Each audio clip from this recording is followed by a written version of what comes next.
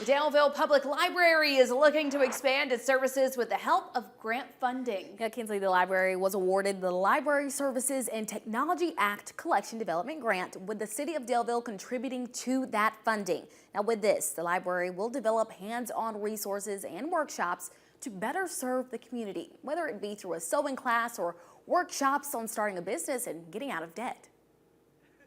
Something that I know myself and my assistant, Glenn Adams, has been extremely passionate about is skill development and unconventional learning opportunities for the library, for the community solver.